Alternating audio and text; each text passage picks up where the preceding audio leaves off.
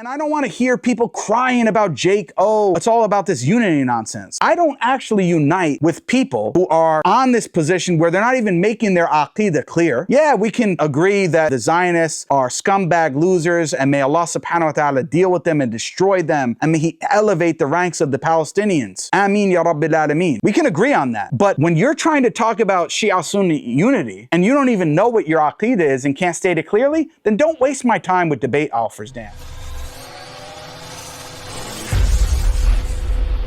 And today's episode is a rather unfortunate one, but an important one nonetheless. Today I'll be speaking about the ongoing dispute between Daniel Haqiqatjou and myself that's been taking place mainly on Twitter or X. Now, some people are confused about the nature of this dispute, and I think Daniel is himself, although he's shown himself to be dishonest numerous times, so it's partial ignorance and also partial dishonesty. But I'm going to make very, very, very clear, hopefully, for Daniel and all of the other viewers, what my main issues with Daniel are at this point. First, we began discussing things related to the Sunni-Shi'a alliance, and he's gone, due to criticism, I think partially, he's gone much further in his rhetoric, and he's been using a lot of Iranian and Shi'a talking points and rhetoric and so on and so forth. But honestly, that really is not my main issue at this point. Because of his recent streams and things that he said, and also some past experiences, which I'm going to show in just a minute, the main issue with Daniel at this point is, we don't know what his aqidah is. Is he claiming actually to be a Sunni? Well, at least verbally, he's claiming to be a Sunni. But what does that really mean? Because Daniel plays so fast and loose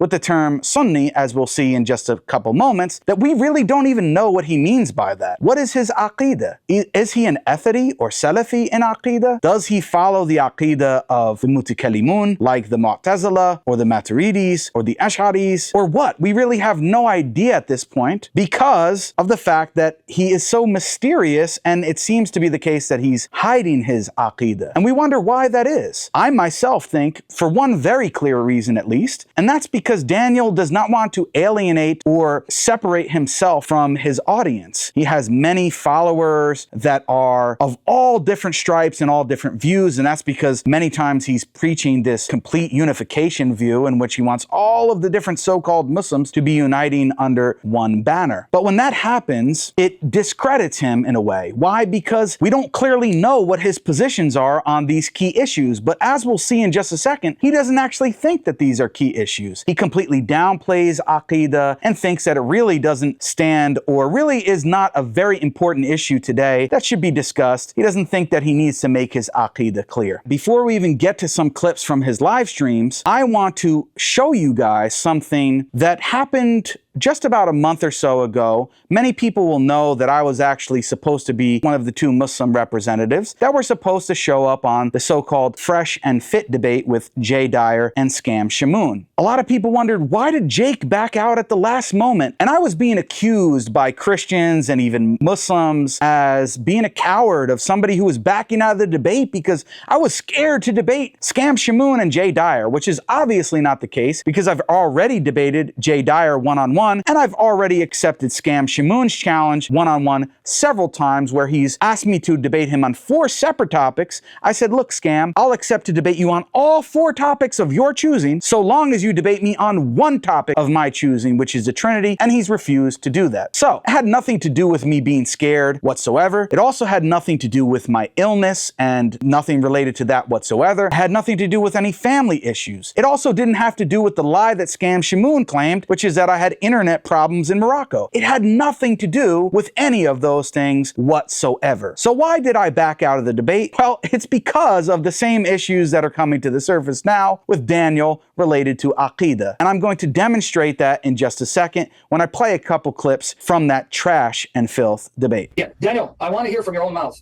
The Yad of Allah, is it a metaphor for his power?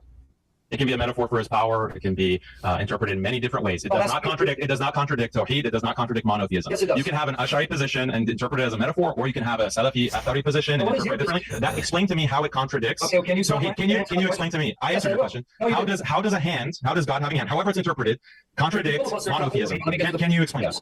How does having a hand? How does a hand contradict monotheism? Explain it. No, you asked me a question. Open dialogue. You asked me a question, and I answered you. Now answer my question. I answered your question. Now you answer my question. What's your position? Okay. What do Yeah, you I've studied Salafi, Athari Islam, I've studied Ash'ari Islam. You've studied it, but you won't say your position. What are you? What I do have you studied believe? all of them. It's irrelevant to this debate. Stick to the topic. Stick to the topic. Stick to the topic. Stick to the topic. What can you explain to me? So, moderator, he doesn't let me answer the question. He doesn't let me answer the question. No, because you're doing a dodgeball. Let me answer.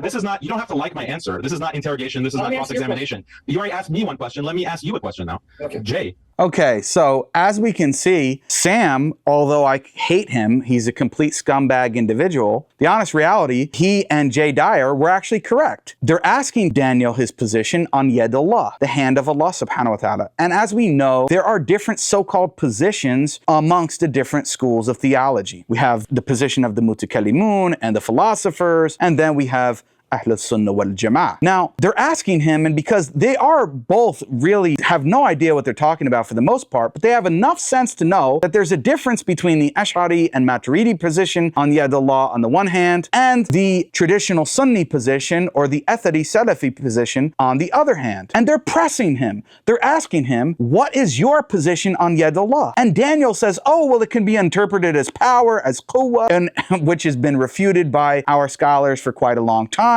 Or it can be interpreted this way or that way. He doesn't want to give a clear answer. He doesn't want to say what his position actually is. And then they ask him more directly. And what does he say? He says, well, I've studied Salafi or Athari Islam, and I've studied Ash'ari Islam. But they're asking, what is your position, Mr. Haqiqatjou? What is your position? That's what they ask him. And what does he say? It's irrelevant to this debate. No, it's not irrelevant to this debate. And then when you ask your next question, it exposes your hypocrisy of how it is directly related to this debate. Why? Because that section of the debate, there were 3 sections in this debate. That section of the debate was on Trinity versus Tawheed. What is your position on Tawheed? Of course it is directly related to this debate, whether you're an Ash'ari or a Maturidi or an Athari or Salafi, because there are true and significant substantive differences between those 3 schools. So they're asking you, just as I would ask a Christian when I'm speaking to them, if I'm debating them on the Trinity, what is their view? Do they hold the position of Thomas Aquinas and the Catholics? Do they hold a view of something like Jay Dyer represents and the Eastern Orthodox view? Or do they hold William Lane Craig's view and denying the Nicene Creed and a more Protestant view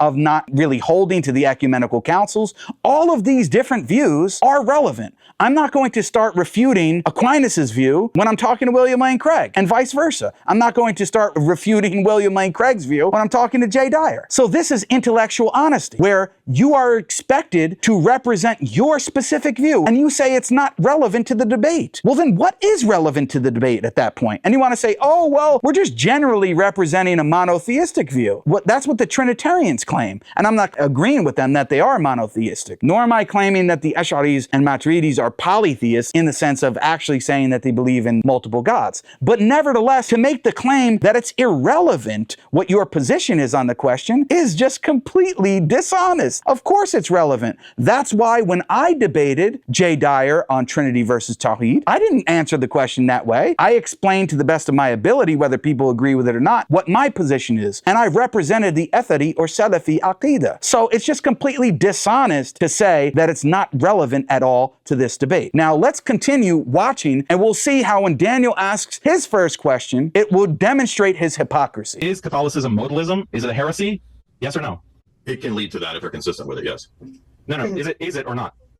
Well, it's a false either or, because not everybody who's wrong is necessarily a heretic. They're not necessarily formal heretics. You can have a material heresy. So the Catholic position, is it a heresy or not? It depends on the person whether they're hardened in that heresy. No, it doesn't depend on a person. There's you're asking me my position. Doctrine. Yeah, I'm telling you my position. You're not going to tell me what my position is. Hey, let me help you. The Catholic doctrine is so don't have filibuster because he wants to use up the time. Now, what do you think about that? Jay just called your church. So now Daniel is asking, which is a strategy that I actually told him to employ, which he partly listened to, but he didn't even do that very well, which is, Jay, is the position of the Catholics and Thomas Aquinas on the doctrine of the Trinity, is it modalism? Which I also told him to employ because I got Jay Dyer explicitly explicitly to admit in my debate that yes, it is. And what would that demonstrate? That Sam Shamoun, or Scam Shamoun on the one hand, who claims to be a Catholic and would have a position similar to Thomas Aquinas on the doctrine of the Trinity, would be considered to have a modalist position, which is a heretical position, a deviant position. It would be considered bid'ah, according to Jay Dyer. And on the other hand, likewise, most Thomists would consider Jay Dyer's position to be polytheism, to him believing in multiple gods, which I can also demonstrate. So what is Daniel trying to do? He's not just saying, oh, what is your belief, and talking very vaguely about the Trinity or very generally about the Trinity. He's asking them to specify their school of theology and then trying to pit them against each other. But that's exactly what Scam Shamoun and Jay Dyer were trying to do, because they know that Ijaz is a Maturidi, and they know that Daniel, at least in the past, at least from what they think, has claimed to be an Ethidi or Salafi. So how could they be agreeing to debate together when they hold different positions on Tawheed or Aqidah? So Daniel was doing the exact same thing in the reverse. How can Jay Dyer team up with Scam Shamoun when he considers Scam Shamoun's position, the Catholic position on the Trinity, Aquinas' position, to entail modalism, which is considered heretical, according to Jay Dyer? Now, Jay Dyer was also dishonest in his response, just as Daniel was. Why? Because Daniel was asking him whether or not the position was heretical. But Jay Dyer kept making a distinction between a material heresy and a formal heresy. One is basically that if you hold it, then you're a heretic, meaning that you're actually a heretic. And we make a similar distinction in someone who holds a heretical position, meaning they have a belief that's bid'ah, but that doesn't necessitate automatically that that person themselves is a deviant. Well, Jay Dyer is making the same distinction, but Daniel wasn't asking about it. He was asking about the belief itself. And Jay Dyer kept saying, oh, well, I'm making a distinction between a material heresy and a formal heresy. But that wasn't the question about the belief itself. Is it bid'ah? Is it deviant? Is it heretical? And Jay Dyer would have to admit yes, but he didn't want to, because he didn't really want to clearly throw Scam Shamoun under the bus. If I were there, I can debate them one on two, me versus the two of them at the same time, without Daniel, without Ijaz or anyone else, and I would have been able to take both of their heads and smack them together, and I would have had them fighting against each other, and I would have pressed them to the point of clearly demonstrating, and I would have pressed this over and over and over again and beat them over the head with a hammer, not David Wood style, right? Metaphorically speaking, until I got them to turn against each other, or to clearly demonstrate how much of a hypocrite Jay Dyer is, because he does these live streams all the time calling to debate Catholics, but yet he wants to team up with the Catholic on a position that he holds, which he considers heretical, which is on a fundamental belief of the Trinity. So they're both actually doing the same thing, because at least on paper, Daniel was supposed to be a Salafi or Ethidi, and he should consider Ijaz's certain positions that he holds as a Maturidi be deviant, and vice versa. Ijaz should be holding the same thing. And it's the same exact thing for Scam Shamoun and Jay Dyer. So on both sides, it was ridiculous for them to be teaming up with each other to debate this specific topic, because they don't agree, or at least they weren't supposed to be agreeing on those positions. Now, anyway, let's go back to the clip. I'm a heretic. I deserve help. Jay, pray for me and ask the intercession of the saints. Now let's go back to the Quran. So it's ironic that you're trying to pit You me want, I ask against the question? Ijaz. I'm scared. Man, you and this believe in the same thing. You don't believe in the same God. You and Jay don't believe in the same God. That's the point that we're trying to Well, I make. mean, Moderator, you're gonna have to do a better job. But the things that You see that? So Daniel pointed out, it's interesting that you're trying to pit me, Daniel, against Ijaz, but yet you and Jay don't agree on your Aqidah. You don't agree on your creed. You don't agree on your doctrine of the Trinity, which is true. But in that case, you're both hypocrites. That's really all it is. And this video really is not meant to be attacking Ijaz. I just want to say that from the outset. But the honest reality is they didn't have any business teaming up, because they don't agree on the same creed, or at least they weren't supposed to. At this point, we don't know. Daniel may be a Maturidi. We're yet to actually know what his Aqidah actually is. But it was clear he did not want to actually defend any distinctive position, whether it be Ethidi or Ash'ari or Maturidi or Mu'tazili or anything. He didn't want to defend any distinctive Aqidah position at all. And he told me this explicitly. So I originally was supposed to be teaming up with Daniel. We were preparing for this section of the debate, and we started discussing the strategy, and he told me directly that he did not want to defend any distinctively Ethidi position in this part of the debate. He did not want to. And I told him, dude, how could I do that? I'm very openly Ethidi. I criticize the other so-called creeds or Aqidas. I just had a debate with Jay himself myself, one of the other opponents in the debate, on Aqidah, on Trinity versus Tawheed, the same subject, and I defended the Athari Salafi position. So how could I go into that debate and play the position of Daniel? And Daniel actually thought that, oh, it would detract from being able to attack the Trinity, and it would take too long, and we wouldn't get back to attacking their actual view. But the honest reality is, and this is what I said, and Daniel will know this, and there were other people involved with the discussion prior to this who know and were privy to what I said the exact opposite is going to happen. If you do this, it's going to be embarrassing. You're going to look terrible. They're going to beat you over the head with this and keep making the exact same point, pressing you on this, and it's going to look really bad if you're trying to obfuscate and avoid the issue and not mention what your position is and briefly attempt to defend it and then go back to the Trinity. And that's exactly what happened. Exactly what I said was going to happen. And they buried you. They buried you completely on this topic. When that is supposed to be the Islamic position, is supposed to be far superior to the Trinity. There were three topics: Trinity versus Tawheed. Then there was one on preservation of Scripture was the second one. And then the third one was basically on morality and so on and so forth in the Bible compared to the Quran. Now, on the second one, a preservation of Scripture, and I told both of them this privately after the debate, I thought it was a wash. I thought it was pretty much even in terms of arguments going back and forth and rhetorically. On the third discussion on morality in the Bible versus the Quran, and even with Daniel and I having this problem, I have no problem saying this, I thought Daniel completely slayed them faithfully on a silver platter in the third discussion. But on the first topic, Trinity versus Tawheed, even though Sam made ridiculous arguments, which I responded to, and there's a link in the description of this video about his nonsense about the Quran speaking and walking around and being 114 gods besides Allah, astaghfirullah. Even though he brought up ridiculous points, still, they looked bad because they weren't able to respond to that, first of all, satisfactorily. And second of all, they weren't defending any distinctively specific Aqidah positions, and they were just hiding. They weren't answering the questions. They were obfuscating. So it was very clear. And I told them this is exactly what's going to happen. And they got slayed faithfully on Trinity versus Tawheed. And I will openly state that. And I don't care if Scam Shamoon or any of these clowns clip it because it's the reality. And I'm stating it as a fact. Now, this is why I did not appear on the Fresh and Fit debate. I said, listen, if you don't want to defend Athari Salafi Aqidah openly and answer these questions honestly, then I'm out of the debate. You can find another partner.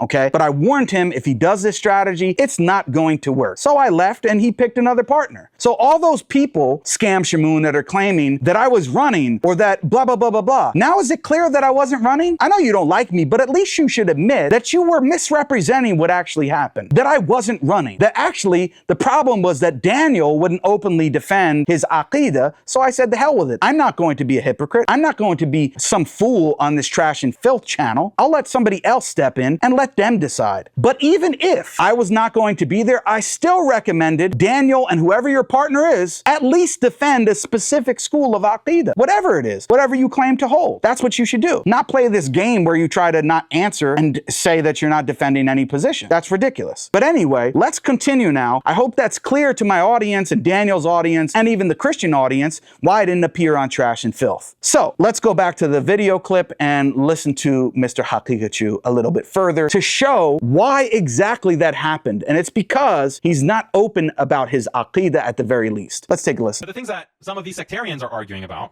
like when they're getting in endless debates on Aqidah, Ash'ari, Salafi, Maturidi, Athari, whatever, when they're arguing on those things, those are not, I'm not saying that they're not important to be discussed, but they're creating a war on those issues. And they're creating animosity and division amongst Muslims on the basis of these things, which, by the way, have been debated for 1,000 years.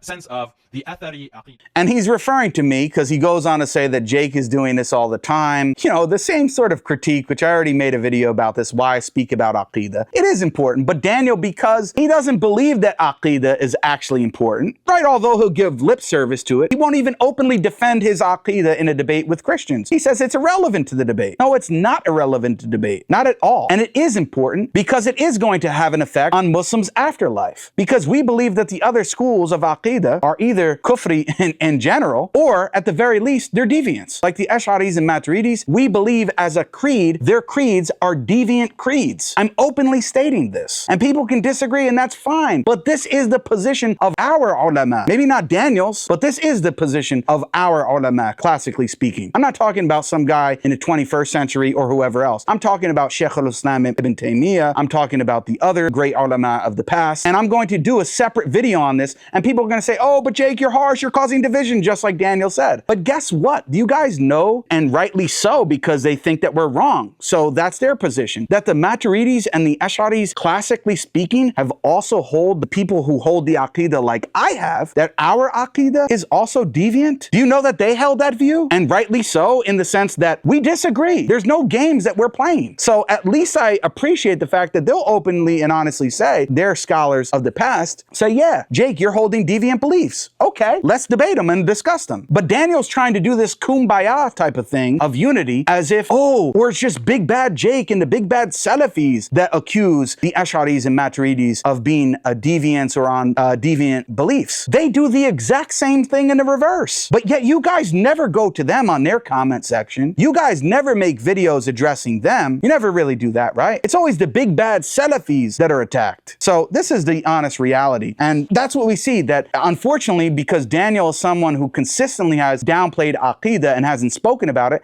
and probably half rightly so because he hasn't studied it. He has no idea about these issues. And I know that from speaking to him privately. He doesn't know what the hell he's talking about. That's the honest reality. And that's why you're trying to get me to discuss whether or not it's permissible in certain circumstances to unite with the Shia and which particular group of Shia. And all of those are interesting and important questions that I have commented on, but they're nothing compared to clearly stating what your actual Aqidah is. And as we'll see, whether or not you're able to make takfir of certain people and certain groups based on the shirk and the kufr that they're spewing. That's way more important. And then we'll see here just how ignorant he is, where he makes a claim about Atheris and makes a claim that there's a big difference between the Aqidah of Imam Ahmed and Shaykh al-Islam Ibn Taymiyyah. May Allah subhanahu wa ta'ala have mercy on both of them. So let's take a listen to that. Sense of the Athari Aqidah, whether you want to say that's the Aqidah of Ibn Taymiyyah or the Aqidah of Imam Ahmed or combination thereof, even though there are significant differences, what overt, deliberate, in-your-face changing of the deen, like in a way that no one... Did you catch that? He says, in the sense of Athari Aqidah, whether you want to say the Aqidah of Imam Ahmed or the Aqidah of Shaykh al-Islam Ibn Taymiyyah. Even though there are significant differences, what... And then he says, there are significant differences. Okay, what are those significant differences, Daniel? Are you one of those so-called neo-Hanbalis, neo-Atharis that have bought into the idea that Imam Ahmed and the other Hanabila, you know, the majority of them had a totally different and significantly different Aqidah from Shaykh al-Islam Ibn Taymiyyah? Is that your position? And if so, I'm happy to do a video refuting that as well in the future. But if that's your position, why don't you just openly state it so that we know? And if it is, do you hold the Aqidah positions of Shaykh al-Islam Ibn Taymiyyah? Or do you hold it supposedly of those other Hanabila that had these different positions, right? Do you hold the neo-Hanbali position? Which one is it? That's what we want to know. But again, you're hiding your Aqidah. I don't know. Maybe the days of your Shi'a past haven't worn off yet. Maybe that's the case. I don't know what it actually is. Deliberate, in-your-face changing of the deen, like in a way that no one accepts. There's no valid ikhtilaf on it. There's no valid ikhtilaf on it. Those are the things that I call out imams for, as you can see on the channel. You know, destroying gender roles in Islam, right? These are the things that I'm criticizing these imams for. Liberalizing Islam. That's very different than what Jake is doing to other Muslims. Not only me, but others that he's attacking.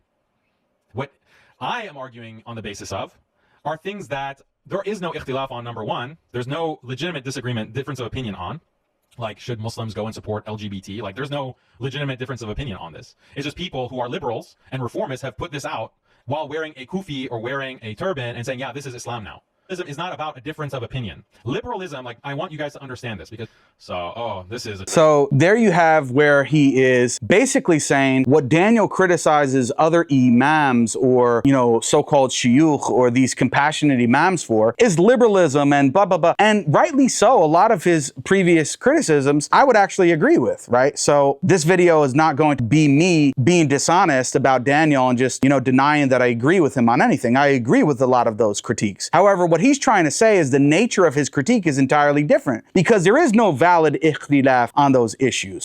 Those positions are clear. But what Jake is doing, arguing about issues of aqidah, like what is yad Allah, or does Allah subhanahu wa ta'ala act in succession, and sifat al-ikhtiyariyah, and all of these kind of things, and kalam Allah, and all of these issues. No. There are valid differences of opinion. There is valid ikhtilaf on these issues. That's basically what he's saying. So maybe it's the case that Daniel claims to be an Athari Athari or Salafi, but he thinks there is valid ikhtilaf on these things, meaning the positions that the Ash'aris and the Maturidis hold that we disagree with them over, those aren't deviant beliefs, those aren't kufri beliefs that they hold, none of them. It's just all of the difference merely either verbal or just genuine disputes that both people, they won't be held accountable in the sense of it's not a sin, it's just a valid ikhtilaf, right? It's not a big deal in that sense. So that's what Daniel's saying. Oh, his issues that he attacks other Muslims over, there is no valid ikhtilaf, but the issues that Jake attacks other Muslims over, even though they're the ones also attacking me, there is valid ikhtilaf over those. Well, that is not the Salafi or Athari position. We do not say that there's valid ikhtilaf over those issues. The issues that I'm actually commenting on, there's not valid ikhtilaf on. And that's the reason why I'm stressing upon them. So again, this either shows Daniel's ignorance or dishonesty or what, I don't know. Or maybe again, he's just holding this position where he wants to try to claim he's an Athari or Salafi in some sense, which I highly doubt even at this point. While at the same time, oh, in sake of unity, you know, there's all this valid ikhtilaf. It's not really a big substantial difference in that sense. It's just a valid ikhtilaf, like the difference between the Malikis and the Hanafis and the Shafi'is and the Hanbalis. It's just like that. So like the 4 schools of fiqh are like the so-called 3 schools of aqidah. They're just valid ikhtilafi differences, and that's it. No big deal. That's not what we believe at all when it comes to aqidah. Fiqh is an entirely different story.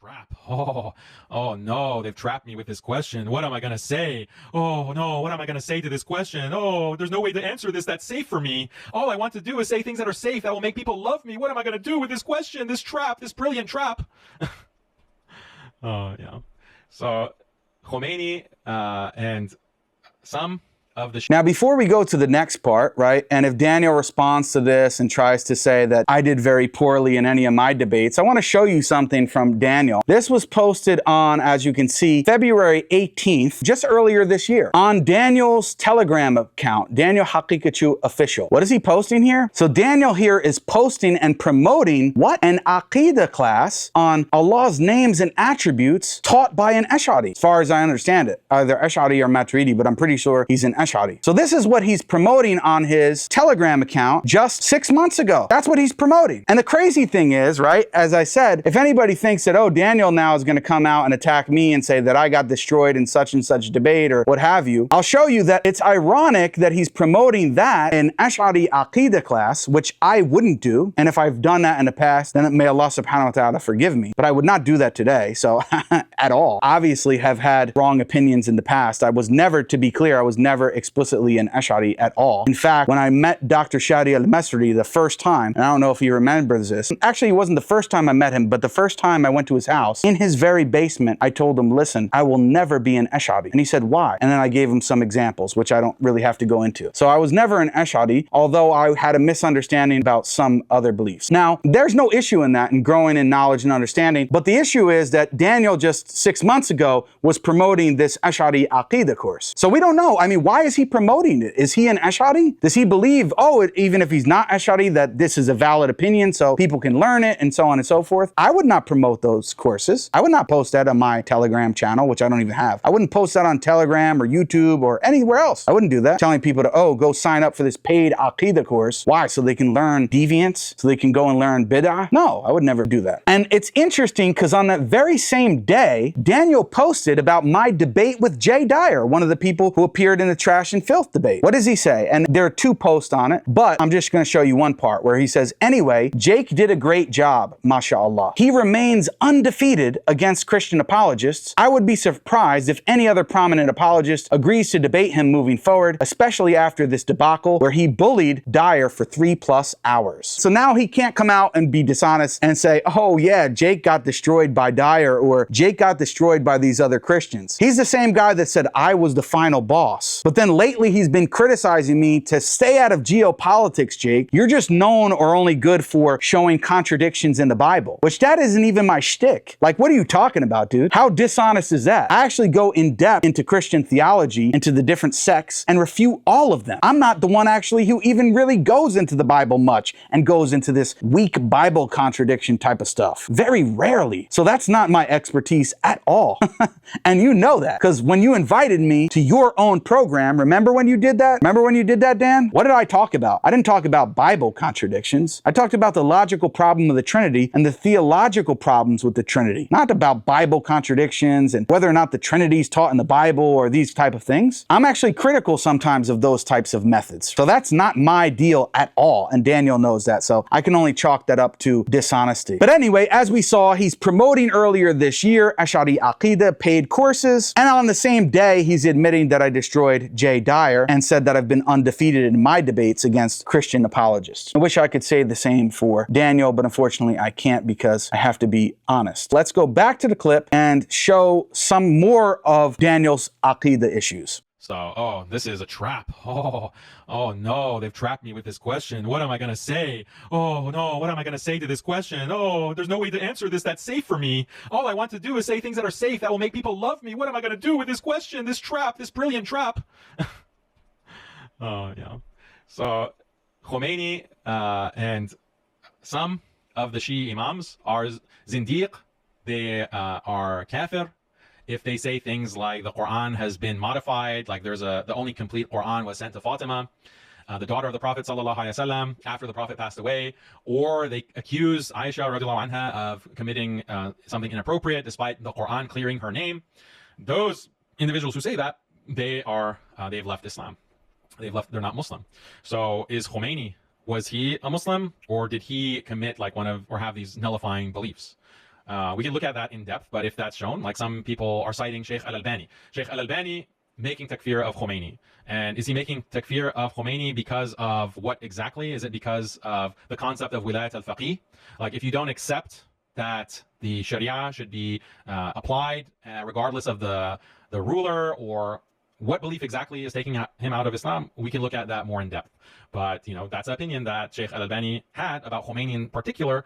But Khomeini, or Sheikh Al-Albani, didn't do takfir of all Shia ulama, Shia scholars. He didn't. Now, some people, or his allegation that I do not hold that a person who... So there you go. What did Daniel say? Does he make takfir on Ayatollah Khomeini? Does he make takfir of him? Does he say that he's a kafir, or was he a Muslim? He won't answer the question. But yet we'll see that Dishonest Dan on Twitter says that he answered all my questions, including answering whether or not that Ayatollah Khomeini, the great supreme leader of Iran who started the Iranian revolution, or the Iranian leadership is now following in the footsteps of. Iran wouldn't be what it is today without him. That guy, Daniel, did not make takfir of him and did not actually say one way or another. In fact, he said that Sheikh Al-Albani made takfir of him, and then says, but we have to look into that because Daniel doesn't know what he made takfir over him about, and he doesn't know one way or another. When I clearly and explicitly, time and time again, several times, about 5 or more times, showed some of the kufri beliefs, some of the shirkiyat of Khomeini. I showed that, and Daniel did not respond, and I'll show that in just a second. So here, let's go to Twitter now to show you guys what I'm talking about. Here, I made a post which says, and this is a recent one, I've asked the same question many times. Was Khomeini a Muslim or a kafir? Want to see the difference between Haqiqatjou and myself, right? The difference between us? If you can show me an example of this guy Zumas clearly expressing and promoting kufri views as Khomeini does below, then I will not only rescind my debate approval of him, which he actually was accused of being Ba'athist, which he has come out and said that he actually isn't explicitly. Now, whether or not he is, that's what he said, so I'm taking his word on it. That's what he claims. But if I found out that he was expressing kufri and shirki beliefs, I have no problem coming out and disavowing of him. No problem. And I'll say I made a mistake. No problem whatsoever. I said I will takfir him publicly here on the spot if he does. Why? Because I can accept being wrong and correcting myself, inshallah. Inshallah. However, it doesn't seem that you are able to do so. Again, I'd genuinely be happy to be proven wrong on this. So then I ask, was Ayatollah Khomeini, the leader of the Iranian revolution and founder of the so-called Islamic Republic of Iran, what, a Muslim or a kafir? Do you Haqiqatjou make takfir of Khomeini for his affirmation of this idea that the Prophet Muhammad والسلام, and the Imam can control the universe, right? Which we'll go on to see just in a second. Daniel never clearly made takfir over Khomeini over this issue, and I've already showed video and written evidence that this was his position. So what is he waiting for? Again, he doesn't want to clearly state his positions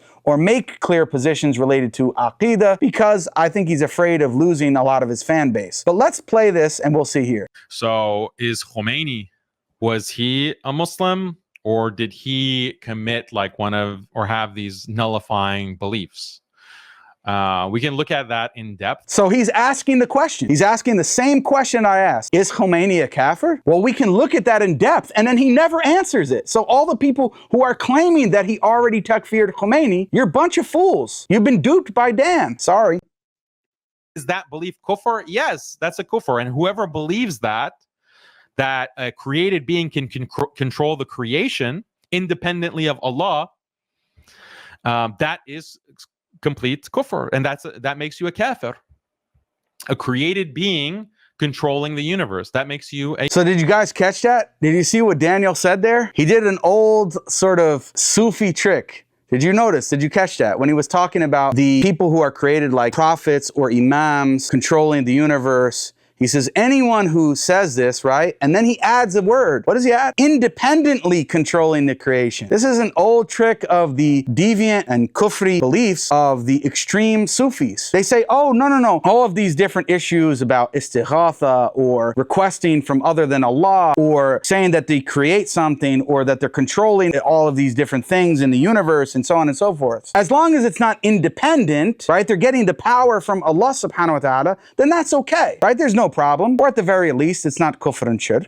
This is the old trick that they pull, and Daniel is now pulling that out, but many people wouldn't notice that, which is called istiqlal. This is what Daniel is doing there, which basically means independence or self-sufficiency. As long as the person is not attributing complete independence or self-sufficiency to the created individual, whether it's a prophet or imam or whatever, creating or answering dua or any of these things, then it's okay, it's no problem. It's the get out of jail free card, or sometimes they say, bi'idhnillah. As we saw, Kamal al-Haydari said the same thing, and he was actually mocking the Shia who do that. Oh yeah, the imams can do all of these things, bi'idhnillah, as long as it's with the permission of Allah subhanahu wa ta'ala. And it's not complete independence, it's okay, no problem. Meshi mushkil.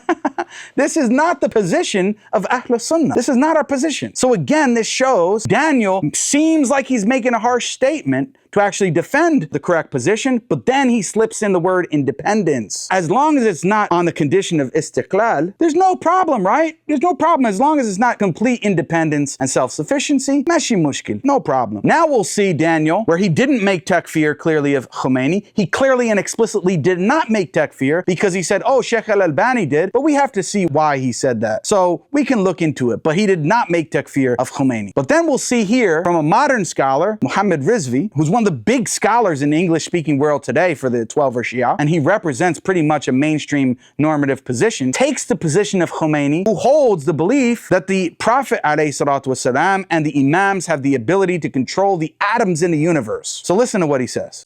To you, two prominent scholars of this century from the Shia world. One is the late Ayatollah Imam Khomeini.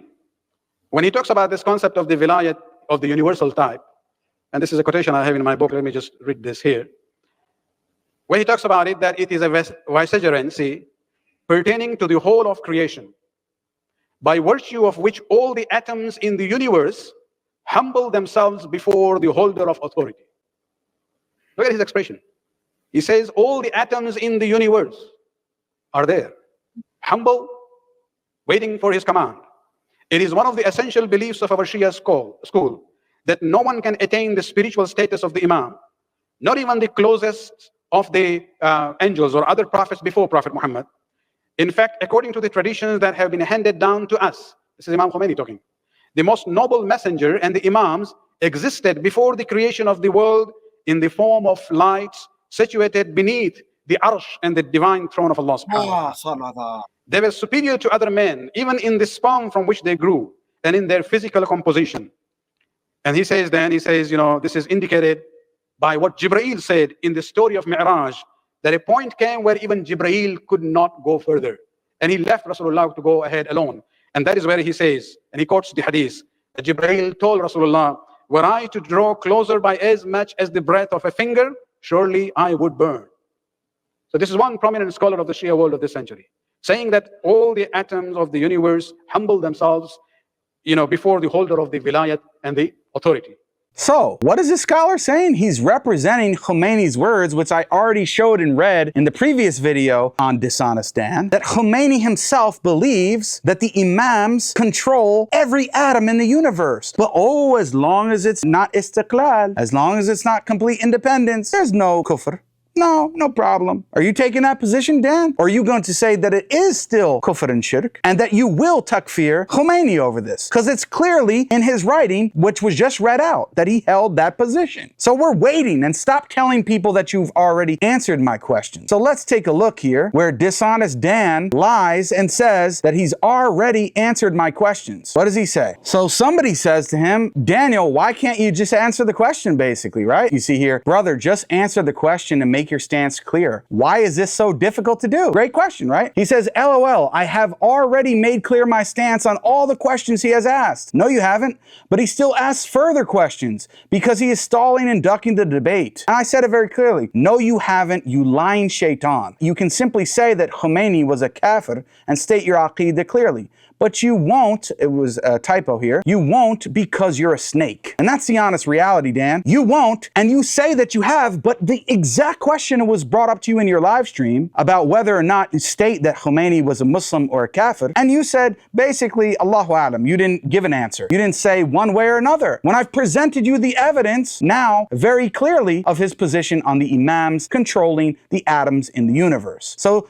everybody, please stop telling me that Daniel's already answered the question and actually get him to answer the question because he hasn't answered so far. Now let's go back to Daniel speaking on this issue again, and we'll see that he either doesn't know what Sunnism is or he's just being dishonest again. Or his allegation that I do not hold that a person who believes that a created being controls the universe is a major kufr, and such a person without legitimate excuse is deemed a kafir. Obviously, I do hold that, as I've clarified several times now. So in a previous stream, I said that there are some who have gone to such extremes in their love for example, the imams or the Prophet sallallahu alaihi wasallam, that they'll make extreme statements like the Prophet sallallahu alaihi wasallam or their imams literally control the universe and can do anything that they want in the universe. And so when I'm describing this, I'm saying that there's a double standard. There's a double standard. Why? If you do takfir of the Shia, all Shia, because there are some who have this view, you should be consistent and also takfir Sunnis, because there are some Sunnis, and in fact many, I said the word many or a lot, who also have this view. Who also has, does many mean majority of Sunnis? Does that many mean 90%, 80%? No, I didn't say the majority of Sunnis. I didn't say like 90% or most. I said many. Many can mean 100. Many can mean 1,000. Many can mean 1,000,000. If you look at the subcontinent, for example, or you look at some of these Sufi groups, extreme Sufi groups, their numbers are in the hundreds of thousands, if not millions, who have beliefs like this, and they're considered Sunni. They're considered Sunni. That's a fact. That's a fact. So I was pointing to the lack of consistency. But is that belief kufr? Yes, that's a kufr. And whoever believes that a created being can control the creation independently of Allah. Hear that? Whoever believes that a creation can control the universe independently of Allah. He adds that in, which is a staple thing that we know all of these deviants and extreme Sufi groups do all the time. So Daniel's fitting right into that trap. I don't know if he believes in it or what, Allahu Alam, but it's very clear what he's doing. Complete kufr, and that makes you a kafir. A created being controlling the universe, that makes you a kafir. Part of Shia belief about Imam. But notice, he claims that, oh, there are so many Sunnis that have this position. No, there are no Sunnis that have this position, because anyone who believes in this is a kafir. They can't be a Sunni aslan. So how could you make the claim that these people are actually Sunnis? They're not Sunnis, Dan. And yes, we are consistent because we make takfir of them and the Shia or anyone who holds this belief. But let's see if you're going to be able to do it. You're saying, and you were arguing, which just proves my point, that, oh, because we don't make takfir on these so-called Sunnis, therefore we shouldn't make takfir on the Shia that believe in it. No, it's the opposite. We do make takfir on the so-called Sunnis who aren't even Sunnis aslan. We make takfir of them, and we also takfir the Shia that believe in this. So you're the one that's not consistent. Or actually, maybe you are. You don't make takfir of either one of them, which just shows that you have a batil aqidah. You're upon falsehood, very clearly. Now, we spoke a lot about Khomeini, but let's get to the current supreme leader, Ayatollah of Iran. Let's get to Khamenei. Let's see what his position is on the imams. Let's take a look. یکی از مراتب مهم شؤون انبیاء الهی است، یعنی پیغمبران هر کدامشون یک امامند، دارای مقام امامتند. مقام امامت برای پیغمبران از مقام رسالت بالاتر است.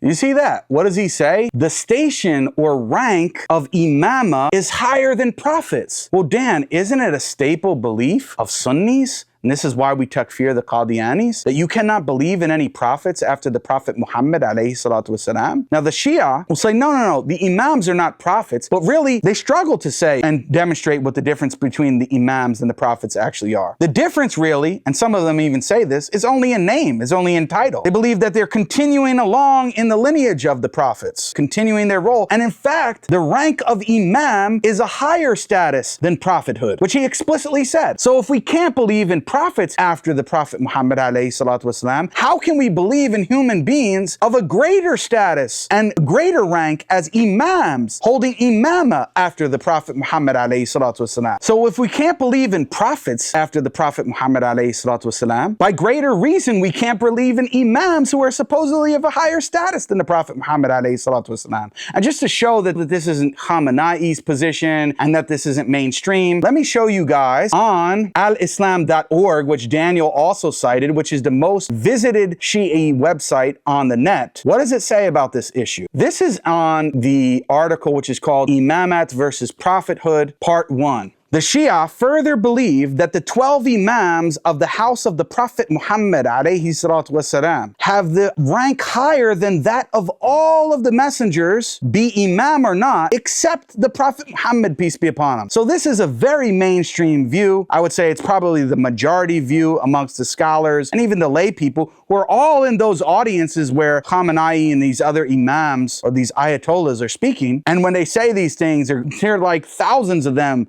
This is what they're doing. They love it. They're eating it up. So this belief of the Shia is what? That the imams who come after the Prophet Muhammad, peace be upon him, are greater in rank and status than all of the other prophets and messengers besides Prophet Muhammad, peace be upon him. That's their belief. So what do you think of this, Dan? That Khomeini and Khamenei and the majority of Shia today believe in this. This is very clear that the majority of Shia ulama, which this is on what? Shia Encyclopedia, Ahlul Bayt Digital Islamic Library Project. This is alislam.org. This is not some fringe website or group. They're not demonstrating it as such. So very clearly, Dan, even further evidence of the fact of the Kufri beliefs of the Shia that they hold about the imams. They basically believe in prophets after the Prophet Muhammad alayhi salatu wasalam. So Daniel, that about sums it up. I mean, we can go into more detail about your issues related to Aqidah, but we want to know a few things. Do you make takfir of Khomeini and Khamenei for believing in imams that are basically prophets after the Prophet Muhammad, peace be upon him, and that they believe that Khomeini explicitly said that they control the atoms in the universe and all of these kind of things? Do you make takfir of them, of the supreme leaders of Iran? We're waiting for you. You won't actually answer. You claim that you've answered, but you haven't. And the more and more times I put it forward and you dodge this simple question, it makes you look like a dishonest Dan. That's how it makes you look. We have to be upfront about it. That's exactly how it makes you look. So I'm not going to be having debates with you about when we're able to ally with the Shia, and if so, which groups of Shia, and so on and so forth. Those are legitimate discussions. But I'm not going to have a debate about that when you don't even know if you make takfir over someone believing that a created being is controlling the universe. We need to then have an Aqidah debate. And what is your Aqidah, Dan? So this is the second question. What is your Aqidah? You made the claim that Shaykh al-Islam ibn Taymiyyah and Imam Ahmed have substantial differences, major differences in Aqidah. What are they? And does that mean that you're taking the position of the Neo-Hanabila, these fake Hanbalis, who are claiming that, oh, they have the position of Imam Ahmed and Shaykh al-Islam ibn Taymiyyah is a deviant who deviated away from his positions on Aqidah? What is your Aqidah? Because you couldn't defend it in a debate with the Christians and you refused to do so, and that's why I refused to be your partner in that debate and would never debate with you in the future until you make your Aqidah clear. Are you an Athari, Salafi, on the Aqidah of Shaykh al-Islam ibn Taymiyyah and those before him like Imam Ahmed and those from the Salaf as-Salih? Are you on that Aqidah? Or are you on some Neo-Hanbali Aqidah? Or are you on a Ash'ari Aqidah and that's why you're sharing this Ash'ari Aqidah courses and basically promoting it to tell your followers to go and sign up to it? Do you believe that you're an Athari, but in actual fact you don't think that these are important differences and they're merely ikhtilafi matters, and you consider the Ash'aris and Maturidis to be part of Ahlus Sunnah wal Jama'ah? What is your position? We don't know any of that at this point, Dan. So make it clear. If you can't answer these questions clearly and you can't make clear takfir of the kuffar that are actually holding to the beliefs that a created being is controlling the universe, and then you try to give them the out by saying, oh, if they don't say independently, like, you're trying to throw that in there. We know this trick. We know this trick for a long time. So make your positions on Aqidah clearly. And when it comes to the geopolitical matters, Brother Sharif and this other guy, Zumas, have already challenged you and accepted your debate. But you won't debate. You make more and more excuses. You want them to debate other topics. You want them to debate Aqidah issues when you don't even have an Aqidah. You're not even stating it clearly. And I don't want to hear people crying about Jake, oh, it's all about this unity nonsense. I don't actually unite with people who are on this position where they're not even making their Aqidah clear. Yeah, we can agree that the Zionists are scumbag losers, and may Allah subhanahu wa ta'ala deal with them and destroy them, and may He elevate the ranks of the Palestinians. Ameen ya Rabbil Alameen. We can agree on that. But when you're trying to talk about Shia Sunni unity, and you don't even know what your Aqidah is and can't state it clearly, then don't waste my time with debate offers, Dan. So I hope my position is clear. Everybody knows what my Aqidah is. I'm clear and open and honest about it. If Dan disagrees with my Aqidah, he can tell me he thinks I'm wrong. Fine. And then let's have a debate on that. But I'm not going to be debating this other stuff until you can clear up these major Aqidah issues that you have. With that being said, guys, I hope that you found this video educational, at least while I'm correcting Daniel. Hopefully that you're learning something about the beliefs of the Shia and what the correct beliefs of Ahl Sunnah wal Jama'ah actually are. But if you enjoyed this and you'd like to see more videos like it, then please consider subscribing to the channel, hitting the notification bell so you get notified of future videos. Comment on it. Let me know your thoughts. Let me know if you agree that Daniel simply is backing away and doesn't want to openly admit his Aqidah. Like this video if you enjoyed it, and share it on your social media platforms. No matter how big or how small your reach is, it really does help with the algorithm, guys. And if you want to go above and beyond and support my work on this channel, then the best way to do so are the two links that are pinned at the top of the description of this video, as well as in the comment section of this video. With that being said, guys, until next time, inshallah, assalamu alaikum